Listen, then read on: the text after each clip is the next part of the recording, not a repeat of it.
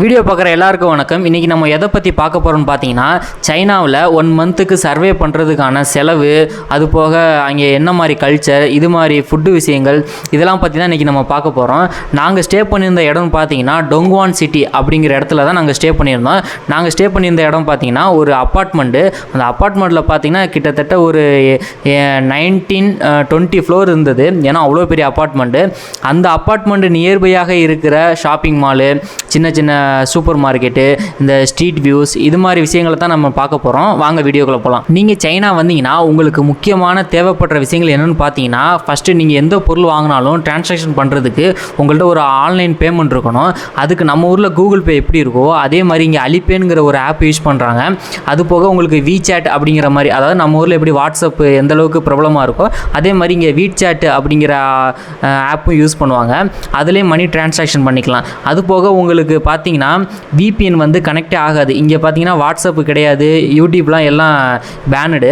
அதனால் நீங்கள் என்ன பார்த்தீங்கன்னா VPN யூஸ் பண்ணி தான் எதாக இருந்தாலும் யூஸ் பண்ணுற மாதிரி இருக்கும். சம்டைம்ஸ் VPN எதுவுமே கனெக்ட் ஆகாது. நீங்கள் நிறைய VPN வச்சுருந்தால் மட்டும்தான் ஏதாவது ஒன்று கனெக்ட் பண்ணி நீங்கள் யூஸ் பண்ண முடியும். இதில் ஒரு முக்கியமான விஷயம் என்னென்னு பார்த்தீங்கன்னா, சைனாவில் ஒரு RMBங்கிறது இந்தியாவில் 11.5. அதாவது நான் செக் பண்ண வரையும் கரண்ட் ஸ்டேட்டஸ் இது தான். மேபி இது இடையில கூட சேஞ்ச் ஆகும். என்ன ஏதுங்கிறத நீங்கள் செக் பண்ணி பார்த்துக்குங்க.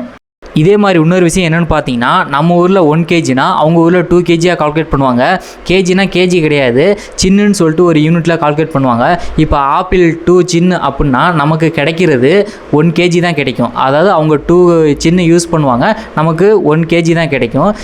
இது தெரியாமல் நாங்கள் வந்து அவங்க கடைக்காரங்களாம் ஆர்கியூமெண்ட் பண்ணியிருக்கோம். இது என்ன ஏதுங்கிறத நீங்கள் டீட்டெயிலாக தெரிஞ்சுக்குங்க.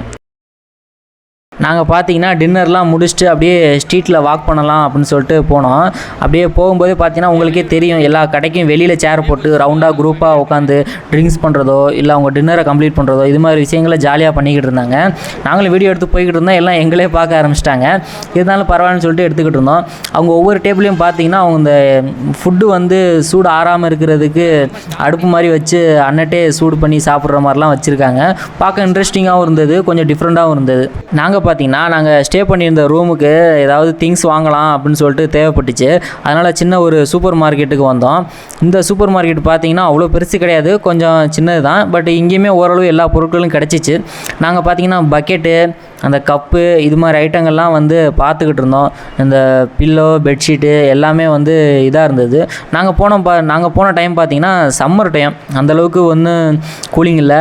ஏன்னா வின்டர் சீசன்லாம் -5 வரையும் போகுமா. ஏன்னா அவ்வளோ வின்டர்லாம் இருக்குமா. அதனால் ஒன்றும் பிரச்சனை இல்லை. நாங்கள் போகும்போது சம்மர் ஒன்றும் அவ்வளோ பெருசாக இல்லை, ஒரு நார்மலாக தான் இருந்தது, ஒன்றும் பிரச்சனை இல்லை. நம்ம ஊரெல்லாம் பார்த்தீங்கன்னா குளிக்கிறதுக்கு வந்து கப்பு இது மாதிரி இருக்காது, கொஞ்சம் டிஃப்ரெண்ட்டாக இருக்கும். இவங்க பார்த்தீங்கன்னா டீ கப்பு மாதிரி வச்சுருக்காங்க. இதை தான் குளிக்கிறதுக்கெலாம் யூஸ் பண்ணுறாங்க. அது போக இந்த ஊர் கல்ச்சர் பார்த்தீங்கன்னா உங்களுக்கு துணி காய போடுறதுக்கெலாம் கொடிக்கயிறெல்லாம் யூஸ் பண்ண மாட்டாங்க. எங்கேயுமே கொடிக்கயிறு கிடையாது. அது போக உங்களுக்கு அதுக்கு பதிலாக பார்த்தீங்கன்னா ஆங்கர் மாதிரி வச்சுருப்பாங்க. இதில் தான் ட்ரெஸ்ஸை மாட்டி ஒவ்வொரு இதுலேயும் அப்படியே கம்பியிலே தொங்க விட்ருவாங்க. ஏன்னா உங்களுக்கு காற்றடிச்சா பறக்காது. இந்த அப்பார்ட்மெண்ட்டெல்லாம் இது மாதிரி விஷயங்கள் ரொம்ப யூஸ்ஃபுல்லாக இருக்கும். அதனால் மோஸ்ட்லி அங்கே உள்ள பீப்புள் வந்து இந்த மாதிரி விஷயங்கள்லாம் யூஸ் பண்ண மாட்டாங்க. நாங்கள் கொடிக்கயிறு கட்டி எங்கேயுமே பார்க்கல. இதோட அமௌண்ட் எவ்வளோன்னு பார்த்தீங்கன்னா உங்களுக்கு 12 RMB போட்டிருக்கு. இதில் வந்து 10 பீஸ் இருக்கும். இந்த 12 RMBங்கிறது நம்ம ஊர் காசுக்கு ஆல்மோஸ்ட் 130 ரூபா 135 ரூபா வரும். இது போக உங்களுக்கு அதில் 15 பீஸு இல்லை 20 பீஸு இல்லை வெறும் 5 பீஸு அப்படி இருக்கிற மாதிரி இருக்கும். அதுக்கேற்ற மாதிரி ரேட்டும் மாறும். நாங்கள் கொஞ்சம் குவாலிட்டியாகவே பார்த்தா வாங்கிட்டு வந்தோம். ஏன்னா தேவைப்படுமேன்னு சொல்லிட்டு எடுத்துக்கிட்டோம். நாங்கள் பார்த்தீங்கன்னா இருக்க போகிறது கொஞ்ச நாள், சரி அதனால் அதிகமாக வாங்க வேணாம் அப்படின்னு சொல்லிட்டு எவ்வளோ கம்மியாக வாங்க முடியுமோ அவ்வளோக்கு தான் வாங்கினோம். எதுவும் அதிகமாக வாங்கலை. இருந்தாலும் அங்கே உள்ள பொருட்கள் பார்த்தீங்கன்னா எல்லாம் இந்த கைவினை பொருட்கள், ஹோம்மேடு, இது மாதிரி விஷயங்கள் நிறையா இருந்தது. பார்க்குறதுக்குமே அந்த பொருட்கள்லாம் ரொம்ப டிஃப்ரெண்ட்டாக இருந்தது. அப்படியே பர்ஃப்யூம் பார்த்தீங்கன்னா பர்ஃப்யூம் வந்து உங்களுக்கு அடல்ட்லேருந்து சைல்டு வரையும் எல்லாமே வச்சுருந்தாங்க. நிறையா கலெக்ஷனும் இருந்தது. ஆனால் ரேட்டு தான் கொஞ்சம் அதிகமாக இருந்தது. 30 RMB 35 RMB அப்படிங்கிற ரேஞ்சில் இருந்தது. சரி நாங்கள் எதுவும் பர்சனலாக வாங்கிக்கல, சரி தேவைப்பட்டால் நம்ம ஃப்யூச்சரில் வாங்கிக்கலாம் அப்படின்னு சொல்லிட்டு எதுவும் வாங்கலை. அப்படி வாங்குறா இருந்தாலும் நெக்ஸ்ட்டு எங்கேயாவது மொத்தமாக ஷாப்பிங் பண்ணிக்கலாம் அப்படின்னு சொல்லிட்டு எதுவும் வாங்கலை. அதனால் நாங்கள் அப்படியே ரிட்டர்ன் வந்துட்டோம். நீங்கள் இங்கே எல்லா இடத்துலையும் பார்க்க முடியும். எந்த கடைக்கு எங்கே போனாலும் சரி இந்த மாதிரி பாக்கெட்டில் வந்து சீல் பண்ணி நிறையா ஃபுட் ஐட்டம் வச்சுருப்பாங்க. அதாவது வெஜ்ஜும் சரி நான்வெஜ்ஜும் சரி எல்லா ஐட்டமே வச்சுருப்பாங்க. மோஸ்ட்லி இதில் சீல் பண்ண ஐட்டம்னு பார்த்தீங்கன்னா நான்வெஜ் தான். நான்வெஜ்ஜில் என்னென்ன வெரைட்டி இருக்கோ எல்லா வெரைட்டியும் சீல் பண்ணி வச்சுருப்பாங்க. உங்களுக்கு ட்ரை ஃபிஷ்ஷு இல்லை ஏதாவது பீஃபு இல்லை ஃபோர்க்கு இது மாதிரி விஷயங்கள் எல்லாமே சீல் பண்ணி பாக்கெட்டில் வச்சுருப்பாங்க. நீங்கள் வேணும்னா வாங்கிக்கலாம். ஆனால் டேஸ்ட்டெல்லாம் நாங்கள் ஜஸ்ட்டு இது வாங்கி சாப்பிட்டோம், சோயா பீன்ஸுன்னு சொல்லிட்டு ஒரு வெஜ் ஐட்டம். ஆனால் அது ரொம்ப அவ்வளோ மோசமாக இருந்தது. நீங்கள் பார்க்குறதுக்கு வேணால் கலர் நல்லா இருக்குமே தவிர வந்து அவ்வளோ டேஸ்ட்லாம் எதுவும் இருக்காது. இது என்னென்னு பார்த்தீங்கன்னா எக்கை வந்து பாயில் பண்ணி அப்படியே கெட்டு போகாமல் சீல் பண்ணி வச்சுருப்பாங்க. இது நீங்கள் எப்போ வேணாலும் அந்த எக்கை வாங்கிக்கலாம் அப்படிங்கிற மாதிரி சீல் பண்ணி பாக்கெட்லேயே இருக்கும். ஆனால் இதெல்லாம் அவ்வளோ சேஃபானு தெரில. ஆனால் இது மாதிரி ஐட்டங்கள் தான் நிறையா இருக்கும் இங்கே. நாங்கள் அப்படியே முடிச்சுட்டு பழக்கடைக்குள்ளே என்ட்ரானோம். பழக்கடையில் பார்த்தீங்கன்னா நம்ம ஊர் மாதிரியே தான் இருந்தது. இங்கே ஒன்றும் அவ்வளோ பெரிய டிஃப்ரெண்ட் வேரியேஷன்லாம் கிடையாது. நம்ம ஊர் ரேட்டு மாதிரி தான் நார்மலாக இருந்தது. ஆரஞ்செல்லாம் பார்த்தீங்கன்னா 1 kg 10 RMB, அதாவது நம்ம ஊர் காசுக்கு பார்த்தீங்கன்னா 120 ரூபா வரும். அந்த ரேட்டு தான், ஒன்றும் பிரச்சனை இல்லை. உங்களுக்கு ஆப்பிள்லாம் பார்த்தீங்கன்னா 7.8 RMB, அதாவது உங்களுக்கு ½ kg பார்த்தீங்கன்னா உங்களுக்கு 90 ரூபா 100 ரூபா அந்த கணக்கு வரும். அது போக ஸ்ட்ராபெரி, கிரேப்ஸு இது மாதிரிலாம் இருந்தது. ஆனால் எல்லாமே ஹைப்ரிட். உங்களுக்கு ஆப்பிள்லாம் வந்து அவ்வளோ ஸ்வீட்டாக இருக்காது, பேரிக்காய் மாதிரி தான் இருக்கும். உள்ள ஆரஞ்சில் பார்த்தீங்கன்னா எந்த ஒரு சீட்ஸ் எதுவுமே இருக்காது, அதாவது இந்த கொட்டையெல்லாம் எதுவுமே இருக்காது. எல்லாம் நீங்கள் ஆரஞ்செல்லாம் அப்படியே ஒரு பழத்தை முழுசாகவே சாப்பிட்றலாம். ஏன்னா உள்ளே நீங்கள் கொட்டையெல்லாம் எதுவுமே இருக்காது. உங்களுக்கு திராட்சையிலையும் சரி, திராட்சையிலலாம் இது வரைக்கும் நான் அங்கே ஒரு 3 வெரைட்டியான திராட்சை சாப்பிட்டேன். அதில் எங்கேயுமே நான் வந்து சீட்ஸ் வந்து பார்க்கவும் இல்லை, டேஸ்ட் பண்ணவும் இல்லை. அது மாதிரி இருந்தது. உங்களுக்கு எல்லாம் வெரைட்டியான ஃப்ரூட்ஸ் தான் நிறையா இருந்தது.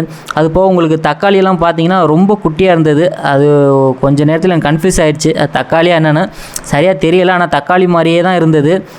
வேணா தெரிஞ்சால் கமெண்ட் பண்ணுங்கள். ஆனால் அங்கே ஆரஞ்சு பார்த்தீங்கன்னா உங்களுக்கு அந்த காம்போடு வச்சுருப்பாங்க, அந்த இலை இந்த மாதிரி கொத்தாக வச்சுருப்பாங்க. ஆனால் இந்த மாதிரி உள்ள ஆரஞ்சு வந்து கொஞ்சம் எக்ஸ்பென்சிவாக இருக்கும். மாம்பழம் இங்கே ரொம்ப ரொம்ப எக்ஸ்பென்சிவ்ங்க. நம்ம ஊரில் கிடைக்கிற மாதிரி அவ்வளோ சீப்பாக கிடைக்காது.